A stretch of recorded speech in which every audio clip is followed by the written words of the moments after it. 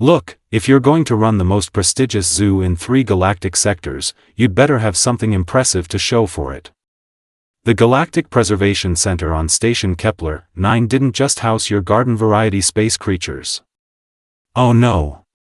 This place was the cosmic equivalent of showing off, complete with climate-controlled habitats, educational holograms that nobody read, and entry fees that could fund a small planetary defense system. On this particular rotation, the center was absolutely packed.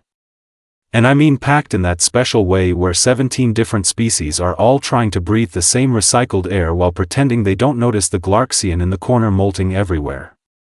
You had your standard tourists, the Quilnari floating around on their anti-grav platforms, their translucent bodies shimmering like overgrown jellyfish having the time of their lives. A cluster of Vren delegates stood nearby, their 4 arms gesticulating wildly as they argued about something probably very important in their clicking language. Even a few Ketheri had shown up, which was notable because they rarely left their frozen homeworlds and complained constantly about literally any temperature above freezing. Why the massive turnout? Simple. Today was the grand unveiling of the Deathworld Predator's wing, and everyone wanted to see what kind of absolute nightmare creatures the center had acquired this time. Vrital, the senior zookeeper, was currently reconsidering every life choice that had led to this moment. His scales were doing that thing they did when he was stressed, flickering between anxious purple and terrified violet. He'd been preparing for this day for 3 cycles, and somehow it still didn't feel like enough. The reinforced containment field? Check. The emergency tranquilizer systems? Double check. The medical team on standby? Oh, you better believe that was a check. He stood before the massive observation window, currently obscured by a ceremonial drape that cost more than his annual salary, and reviewed his digital notepad for the 100th time. Behind that curtain was supposedly one of the most dangerous specimens ever acquired by the center. A creature from a Class 12 Deathworld. An apex predator with binocular vision, endurance hunting capabilities, and a documented history of pack coordination that had made the acquisition committee go pale, or whatever their species equivalent was. The crowd pressed closer, a murmur of excitement rippling through dozens of vocal appendages. Vrital tapped his communication device with a trembling claw. The unveiling ceremony was about to begin, and he was definitely not ready for whatever nightmare awaited behind that curtain. He took a deep breath, activating the automated announcement system. Somewhere in the back of his mind, a little voice whispered that maybe he should have read the species documentation more carefully. He really should have listened to that voice. Maya Chen was having what could objectively be described as the weirdest day of her life, and she'd once accidentally joined a Venusian mime troupe for 3 hours before anyone noticed she wasn't supposed to be there. The guards escorting her were treating her like she was about to explode. Or bite someone. Or possibly both simultaneously. They kept a solid 10 feet distance at all times, their various appendages twitching whenever she so much as breathed too loudly. One of them, a tall insectoid creature whose name badge read something unpronounceable, actually flinched when she yawned. Seriously, what's going on? Maya asked for probably the 15th time, adjusting her backpack. She'd been told this was some kind of cultural exchange program. Educational opportunity. Great for her college applications. Nobody had mentioned anything about armed escorts or reinforced corridors that looked like they were designed to contain a nuclear reactor. The guards exchanged what she assumed were nervous glances. Hard to tell with compound eyes. Please remain calm, specimen, one of them chittered through a translator. We are approaching your habitat zone. My what now? They rounded a corner, and suddenly Maya found herself staring at what could only be described as a maximum security cell pretending to be a bedroom. Through a window the size of her school's cafeteria, she could see a space that looked like someone had asked an alien what a human teenager's room looked like and gotten their information exclusively from action movies and psychiatric ward manuals. You're joking, Maya said flatly. The accommodations meet all Class 12 Deathworld safety protocols, another guard assured her, though he was backing away as he said it. That's when it clicked. The paperwork mishap. The weird questions about her hunting patterns and territorial aggression. The concerned looks when she'd mentioned she liked rare steak. They thought she was dangerous. Like, genuinely, lock her up before she eats someone dangerous. Maya looked at the guards, then at the ridiculous fortress they expected her to live in, then back at the guards. "Oh, you guys messed up big time," she said, and honestly, she couldn't decide whether to laugh or file the galaxy's most elaborate complaint.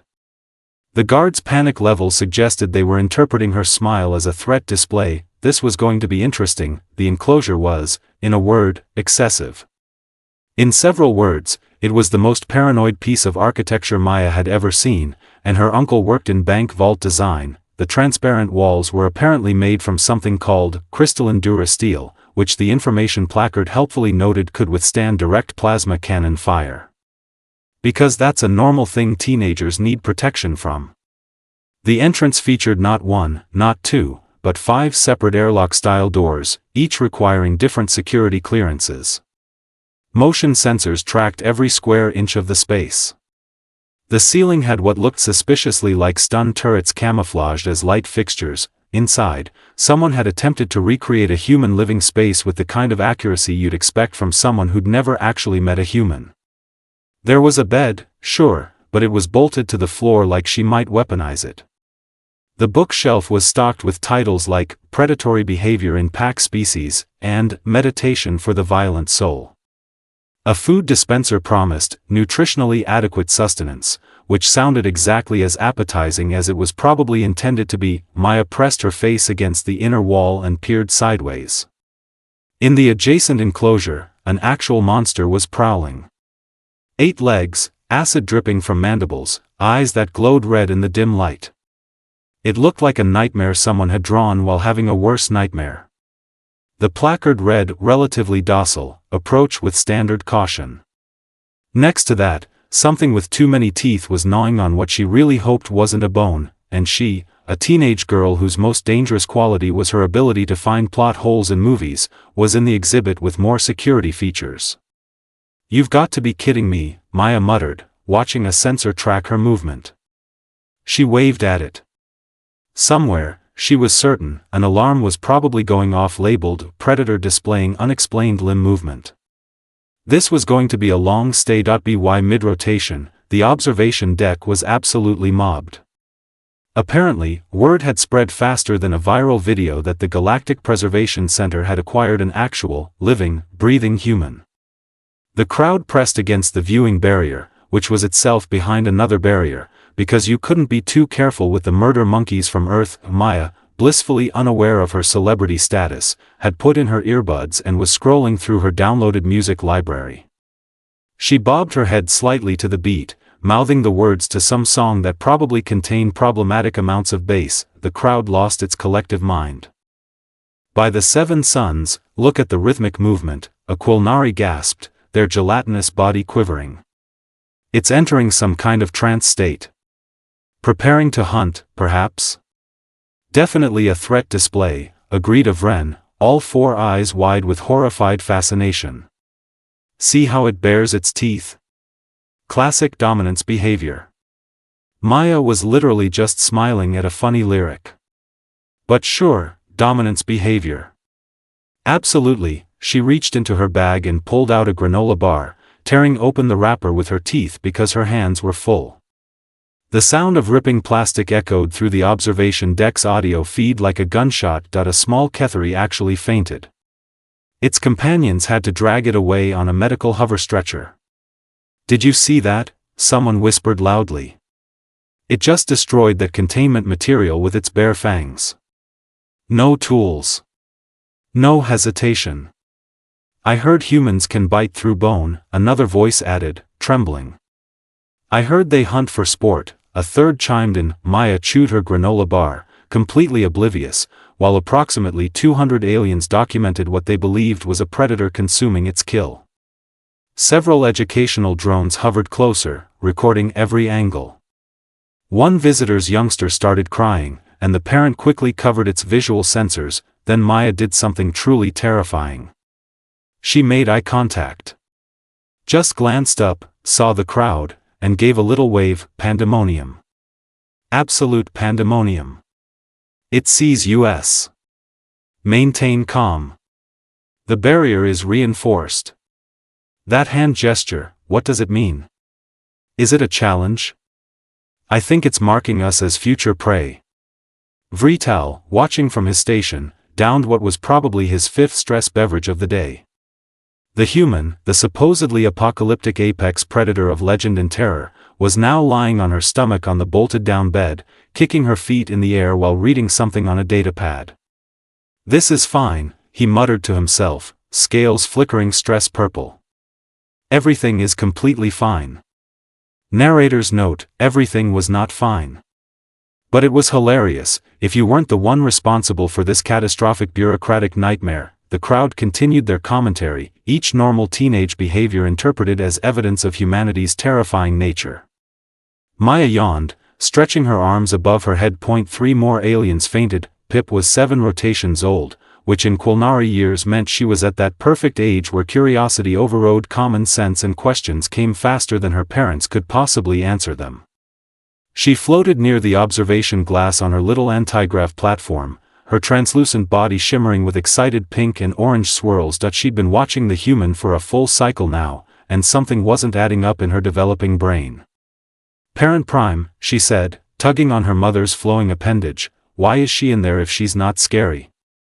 The entire section of the observation deck went silent.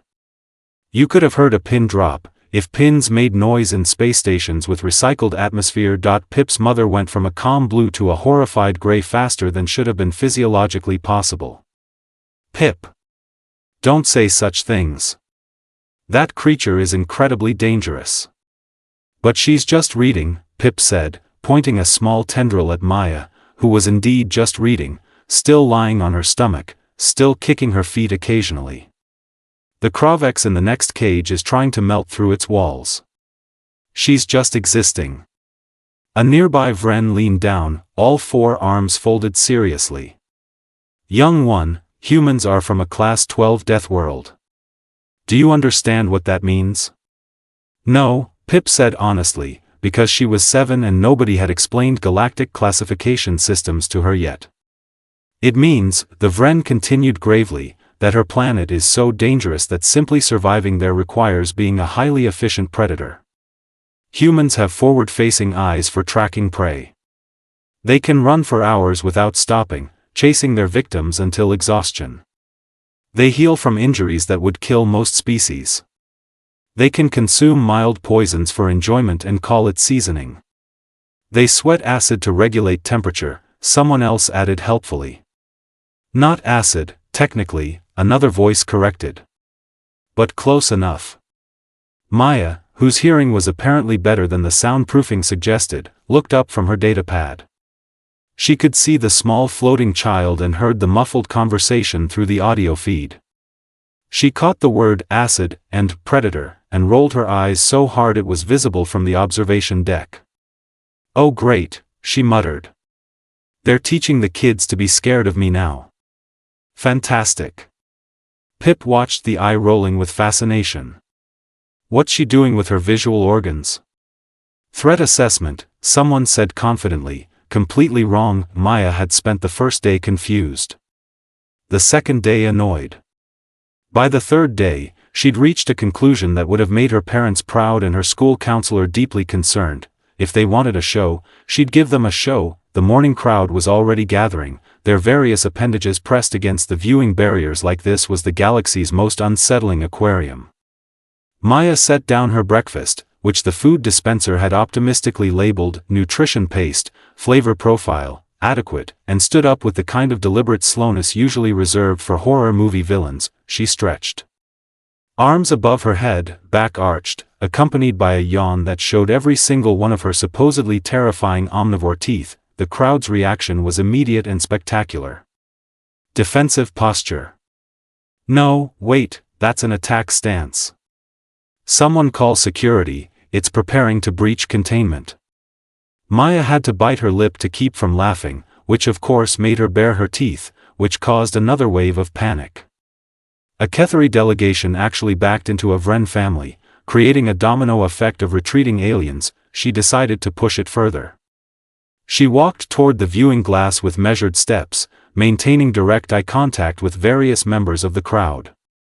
In reality, she was just people watching, the same thing she did at the mall back home. But here it was apparently a declaration of war. "It's selecting targets," someone whispered, voice trembling. "Recording biometric data for future hunts," another agreed. "I heard they never forget a face." Maya stopped right at the glass, close enough that her breath fogged it slightly. She raised one hand and placed it flat against the transparent surface, fingers spread. The security station exploded with alerts. Somewhere, Vrital was definitely having a breakdown. Specimen approaching barrier. Repeat, specimen approaching barrier. Is the containment holding? Should we activate the stun field? Maya tapped the glass twice, gave her best movie villain smile, and then just walked away to grab her datapad. Behind her, she could hear the chaos continuing to unfold. Educational drones swarmed closer. Parents covered their offspring's visual organs. One particularly dramatic Quilnari was narrating the whole thing like a nature documentary. And here we observe the human displaying territorial dominance, marking the boundaries of its enclosure while simultaneously threatening observers. Note the casual dismissal after the threat display, a clear indication of supreme confidence in its predatory capabilities. Maya flopped back onto her bed, put her earbuds in, and grinned at the ceiling. Sure, she was technically a prisoner in the galaxy's most paranoid zoo exhibit, but at least she could entertain herself. She made a mental note to do jumping jacks tomorrow. That would really give them something to panic about. From his monitoring station, Vrital watched the security feeds and wondered if early retirement was an option. The human had just winked at camera 7. He needed a drink. A strong one.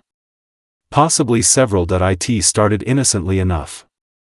The climate control system had been acting up, cycling between too cold and too warm in that special way that made Maya's nose itch.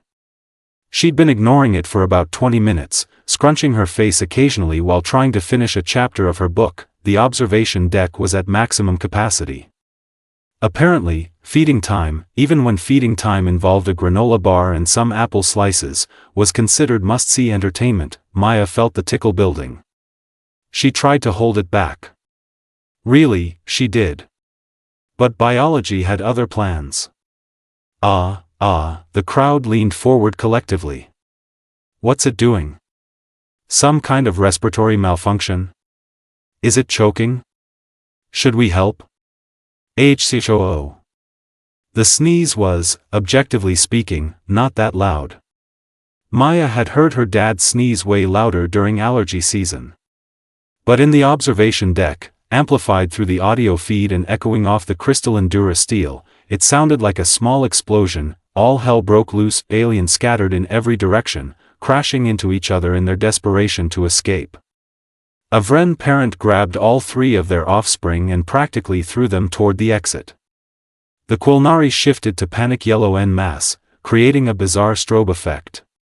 Someone's translator was screaming, "Atmospheric weapon discharge," on repeat. Red lights bathed the entire Deathworld Predator's wing. Klaxons blared. Automated announcements declared a Level 4 containment alert in 17 different languages simultaneously. All personnel evacuate. Specimen has expelled unknown biological aerosol. Repeat, biological aerosol detected. In the security station, Vrital watched his entire career implode in real time. Emergency bulkheads were slamming down. The medical team was suiting up in full hazmat gear. 3 different off-station authorities were demanding status reports. His supervisor was already calling, and Vrital couldn't even bring himself to answer. He looked at the monitor showing Maya, who was now just sitting there with a tissue, looking bewildered and vaguely apologetic. "It sneezed," he said to no one in particular, his voice hollow. "The apex predator sneezed, and we've initiated a station-wide emergency protocol." His scales had gone completely gray, the color of absolute defeat. "I'm going to be teaching remedial xenobiology on a mining outpost," he muttered. "For the rest of my life." 2 rotations after the Great Sneeze incident, when the observation deck had finally reopened and the hazmat teams had finished their completely unnecessary decontamination procedures, Pip returned. Her parents tried to stop her. Really, they did. But Pip had inherited her parent Prime's stubbornness and her parent Second's complete disregard for reasonable fear, which made for a determined little Quilnari who was not going to be denied answers. She floated right up to the glass while her parents hovered nervously several feet back, ready to yank her away at the first sign of danger. Maya was drawing in a sketchbook, because apparently the entertainment algorithm had decided she needed art supplies. She looked up when she noticed the small glowing blob pressed against the viewing window. Pip's translator crackled to life. "Excuse me, Miss Human?" Maya blinked. Nobody had actually tried to talk to her directly before. She set down her pencil and walked over, sitting cross-legged on the floor near the glass. "Yeah? Are you really dangerous?" Pip asked, her body swirling with curious purple and orange. "Everyone says you are, but you seem nice." Maya snorted. "Kid, the most dangerous thing about me is my ability to procrastinate on homework. I once spent 6 hours organizing my bookshelf by color instead of writing a 3-page essay." "I don't understand those words," Pip admitted. "It means no, I'm not dangerous. I'm just a regular person who got caught up in the galaxy's dumbest paperwork mistake." Maya leaned closer to the glass. "What's your name?" "Pip." "Cool. I'm Maya." "Nice to meet you, Pip." Behind Pip, her parents were having simultaneous anxiety attacks, convinced this was some kind of predator bonding ritual before the killing strike. Other observers were recording everything, whispering about pack behavior and how humans manipulated their prey. "Can you really run forever?" Pip asked, eyes wide with genuine curiosity rather than fear. "I mean, I did track in middle school, but I usually gave up after like 2 miles. Forever seems excessive." "Can you eat poison?" "Only if you count cafeteria food." "What's cafeteria food?" Maya grinned. "Pull up a seat, kid. We're gonna be here a while." And just like that, the galaxy's most feared predator made her first real friend through 3 inches of crystalline durasteel. The investigation started because someone, somewhere in the bureaucratic nightmare that was the Galactic Preservation Center's administrative department, finally asked a question that should have been asked weeks ago. Wait, why exactly is the human specimen here again? Junior Administrator Kelthron, who had the misfortune of being the newest hire and therefore the one stuck with actual work, pulled up the acquisition file. Then pulled it up again. Then called his supervisor. Then called his supervisor's supervisor. Then seriously considered faking his own death and starting a new life on a remote agricultural colony. The file labeled Human, Homo sapiens, Class 12 Deathworld had been uploaded with data from a completely different species. Specifically, the Krelnaks, which were actually terrifying murder machines that coincidentally also came from a planet called Earth. Different Earth. Different galaxy. Very different evolutionary path. Someone had copy-pasted the wrong species template. "So you're telling me," Director Yalvek said, her voice dangerously calm, "that we have held a sapient adolescent in a maximum security predator exhibit for 3 weeks because someone clicked the wrong file?" Kelthron nodded miserably. "The actual human classification is Class 12 Deathworld, yes, but the notation says, potentially hazardous, suitable for standard diplomatic quarters with supervision. Not lock-in reinforced containment and prey." The director's expression could have curdled milk across 3 star systems. "Get her out. Now. And someone find me whoever uploaded that file so I can personally ensure they spend the rest of their career cataloging space debris." Maya's release happened faster than her acquisition. Suddenly, the 5 airlocks became 2. The armed guards became apologetic administrators. Vrital himself showed up, scales flickering an embarrassed green, with what appeared to be a prepared statement. "Miss Chen, on behalf of the Galactic Preservation Center, we sincerely apologize for this unfortunate administrative error and any distress it may have caused. Maya interrupted, shouldering her backpack. "Dude, I've been living in a panic room for 3 weeks while aliens narrated my bathroom breaks." "May have significant distress," Vrital amended quickly. "We are prepared to offer full compensation, including transportation home, educational credits, and a formal letter of apology. And therapy. I'm definitely going to need therapy." "And therapy, yes." The exit interview was supposed to be a quiet, internal affair. It was not. Somehow, and the center's IT department was still investigating how, the video feed went live across every major galactic news network simultaneously. Maya, sitting in a standard diplomatic chair looking tired but amused, delivered what would become the most watched interview in recent galactic history. "So yes, humans are from a death world. Yes, we're persistent and adaptable and can eat things that would kill most species. But you know what? So can literally dozens of other species, and you don't see them locked up like zoo animals. Maybe the real danger isn't humans. Maybe it's the tendency to assume the worst about people you don't understand and then treat them accordingly." She paused, grinned at the camera. "Also, your granola bars taste like cardboard. Just so you know." The interview ended. The fallout was immediate.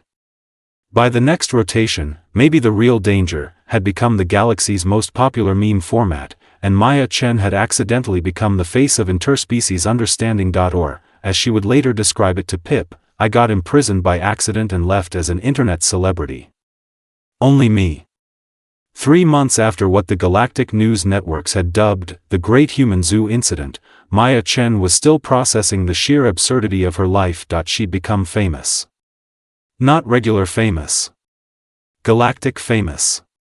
The kind of famous where she couldn't visit a space station without someone recognizing her as the human who survived the Predator exhibit, which was technically true but made it sound like she'd wrestled a Krellnax instead of just existing in a room for 3 weeks. Her social media following had exploded. She had fans on 17 different worlds. Someone on Quilner 7 had started a fan club. There were holoposters with her face on them, usually accompanied by inspirational quotes she'd never actually said.